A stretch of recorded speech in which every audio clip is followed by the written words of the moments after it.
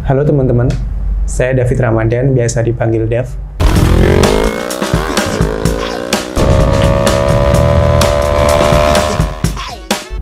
Di Sudut Cantik Official, saya berada di divisi konten, yang lebih spesifiknya, saya sebagai TikTok video creator. Saya gabung di Sudut Cantik Official sekitar bulan Januari 2022 tahun ini, dan alhamdulillah sekarang udah jalan kerja selama 6 bulan.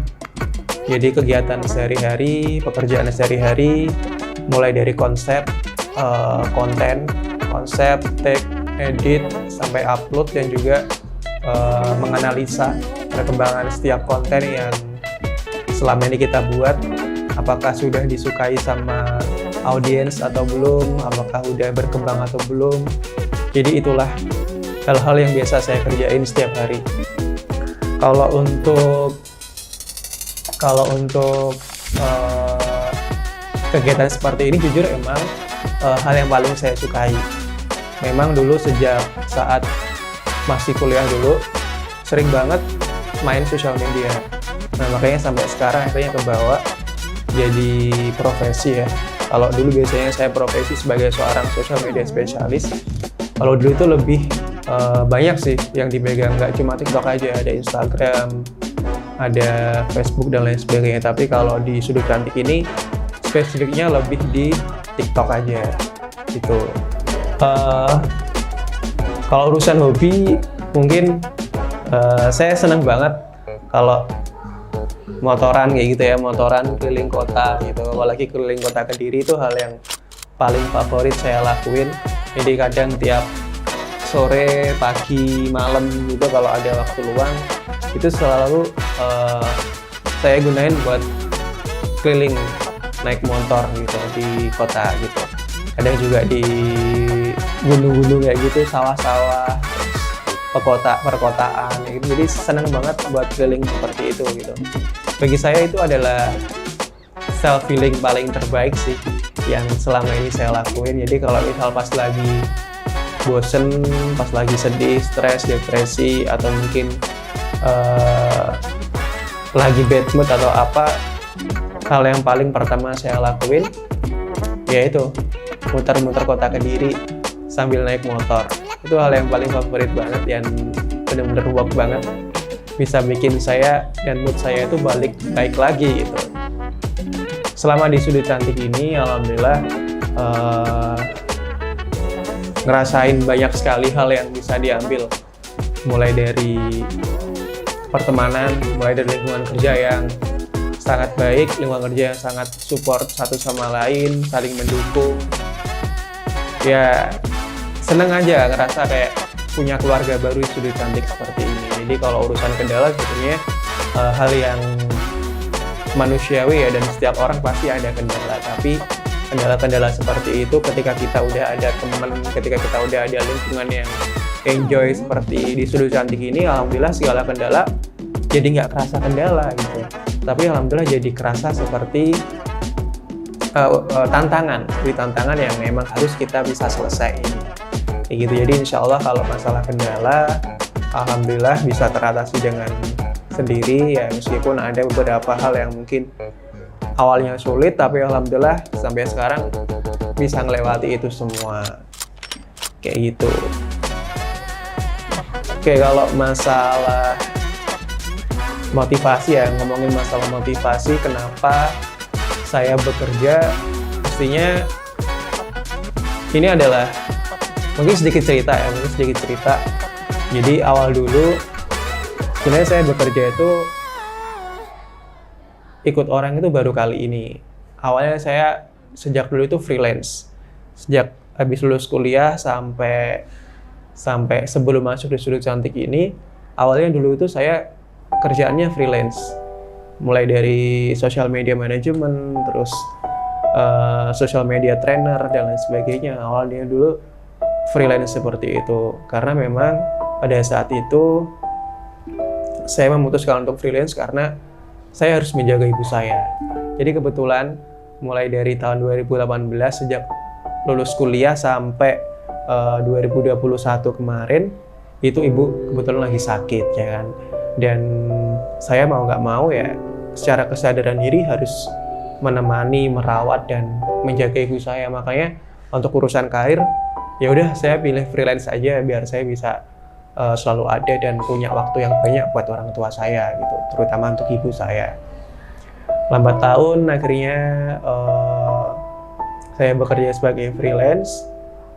Kemudian pada tahun 2020 itu saya sempat yang ngalamin, kalau teman-teman pernah tahu quarter life crisis ya itulah. Jadi saya pernah ada pada masa dimana ngalamin quarter life crisis, jadi bingung sama masa depan, bingung sama karir, bingung sama kehidupan. Kira-kira bisa nggak ya sih saya ini survive, saya ini bisa hidup, saya ini bisa ke depan bahagia, bisa atau enggak sih gitu. Dan ya bisa dikatakan setiap hari cuma bisa meratapi itu semua, berpikir keras, bertarung dengan diri sendiri, dengan pikiran dan juga hati diri sendiri. Jadi tiap hari cuma bisa nangis, cuma bisa nggak ngerti mau kayak gimana, nggak ngerti arah dan tujuan hidup itu mau kayak gimana, itu benar-benar nggak ngerti sama sekali. Jadi awal mula itu dari situ. Terus lambat laun kemudian saya harus tetap jalan, saya tetap harus bertahan dan tetap harus berjuang, karena memang di sisi lain ada orang tua yang harus saya bahagiakan, harus buat saya bangga sama diri saya, karena kebahagiaan orang tua itu bagi saya itu penting banget gitu, penting banget dan nomor satu. Dan kebetulan pada saat itu ibu pada tahun 2021 itu masuk rumah sakit, jadi tambah lagi stresnya, tambah lagi depresinya, udah ngalamin quarter life crisis, kemudian ibu sakit, jadi kayak ngerasa dihantem banget sama kehidupan gitu, dan bertubi-tubi hantamannya gitu. Jadi ngerasa kayak gila, ini ujiannya nggak berhenti-berhenti ya, dari dihantem terus sama kehidupan. Ngerasa kayak kuat gak sih saya nanti gitu, kuat gak sih aku nanti ke depannya, bisa gak sih aku ngelewati ini semua gitu. Awalnya bener-bener kayak pengen nyerah aja gitu, tapi alhamdulillah Tuhan masih ngasih waktu, udah ngasih kekuatan, udah ngasih energi buat saya akhirnya tetap jalan dan melewati ini semua. Dan singkat cerita, akhirnya pada tahun 2021 bulan November, pasca ibu masuk rumah sakit, itu akhirnya ibu menutup usia di November itu. Dan benar-benar kayak nggak nyangka gitu loh, orang yang selama ini saya jaga, orang yang selama ini saya rawat, yang selama ini saya mengorbankan semuanya hanya demi ibu, tapi ternyata ibu malah pergi gitu. Awalnya saya benar-benar nggak terima dengan takdir itu, tapi setelah saya pikir-pikir lagi, memang ini yang terbaik buat ibu gitu, dan buat saya gitu. Yang pertama buat ibu pasti biar ibu nggak sakit lagi kan, terus biar ibu pun juga nggak ngerasain sedih lagi karena merasakan sakitnya yang mungkin juga nggak mudah gitu. Emang dari sejak 2018 ibu sudah ngeluh sakit yang luar biasa sekali dan bikin mungkin beliau merasa kayak nggak kuat gitu. Dan alhamdulillah tahun 2021 mungkin beliau nggak ngerasain sakit lagi, dan itu patut juga buat disyukurin. Meskipun ya yang namanya ditinggal, yang namanya perpisahan itu nggak akan pernah ada yang baik-baik saja, tapi di sisi lain saya juga harus legowo, harus menerima semuanya, yaitu yang terbaik buat ibu saya. Jadi alhamdulillah saya bisa mengikhlaskan kepergiannya. Dan sejak saat itu saya berjanji sama diri saya sendiri gitu. Memang saya sebelumnya sampai ibu saya tutup usia itu saya belum pernah bisa bikin bahagia ibu saya. Saya belum pernah bisa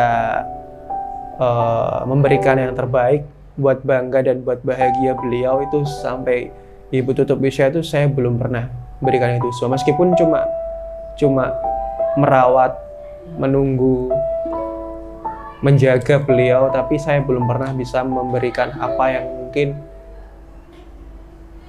anak-anak di luar sana berikan buat orang tuanya.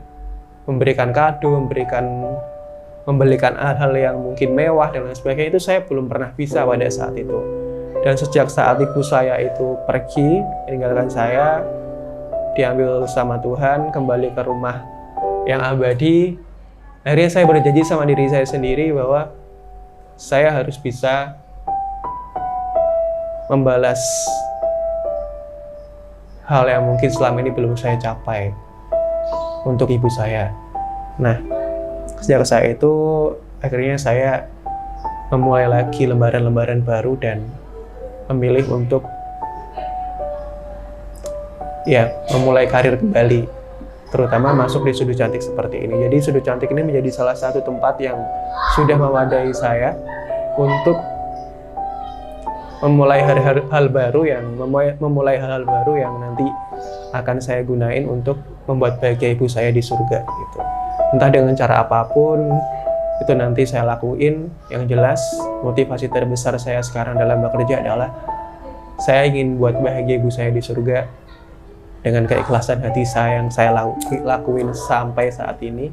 Meskipun itu berat, tapi saya suka dan saya bahagia karena ini semua saya persembahkan untuk orang yang paling berarti dalam hidup saya, orang yang paling saya sayangi dalam hidup saya, yaitu ibu saya yang sedang berada di surga sekarang.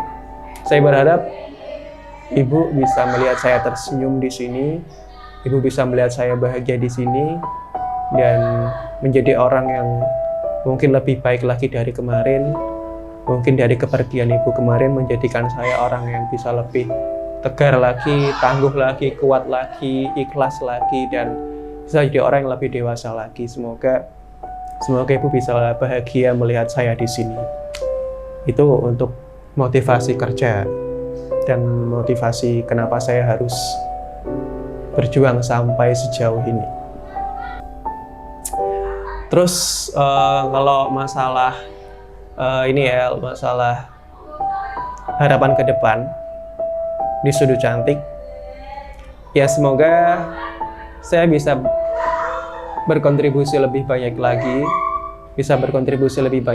lebih baik lagi, dan lebih besar lagi untuk Sudut Cantik, terutama untuk kemajuan Sudut Cantik.